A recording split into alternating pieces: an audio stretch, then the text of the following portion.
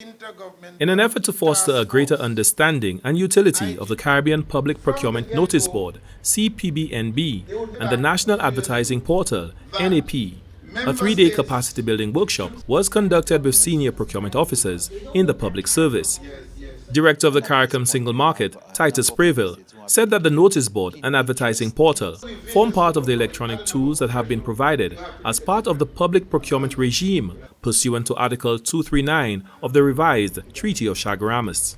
While the protocol on public procurement was approved by the Conference of Heads of Government in February 2019, to date, only 6 member states, Antigua and Barbados, Belize, Dominica, St. Vincent and the Grenadines, and Suriname, have signed the protocol and the declaration of intent to provisionally apply the protocol.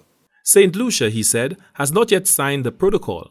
However, Saint Lucia and Belize are the only 2 member states that have approved the rules and procedures for administering the protocol on public procurement. A total of €1.5 million was spent on developing these procurement instruments for the Caribbean community. Since the Public Procurement Notice Board was commissioned in September of 2019, only Barbados and Belize have made use of the CPPNB and the national advertising portals that come with them. The CARICOM Secretariat, and by extension the community, continues to pay annually US $80,000 through a service level agreement to the developer, European Dynamics, for a warranty to service and maintain the system, which is only being used by 2 member states.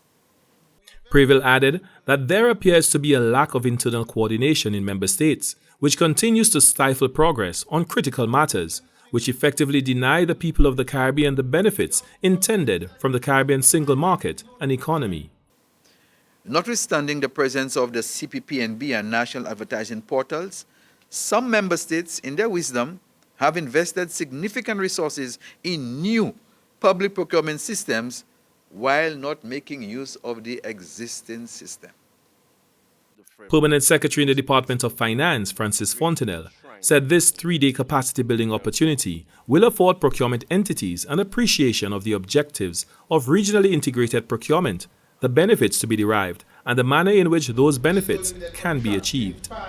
Training in the use of the notice board is expected to result in the following: equipping our procurement entities and suppliers with the means to access the wider regional market, allowing our procuring entities valuable insights into how member states are performing their procedures, gaining access to a wider pool of suppliers available to meet our procurement requirements, giving our local suppliers access to a wider regional market, and importantly, to introduce a higher standard of transparency in public procurement.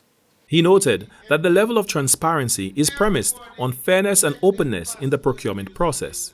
The workshop was facilitated by Senior Technical Officers Philip McLaurin and Derek Brown from the CSME office in Barbados. It is hoped that through these capacity building sessions, there will be greater participation by member countries to utilize the Caribbean Public Procurement Notice Board and national advertising portals. For the National Competitiveness and Productivity Council, Glenn Simon reporting.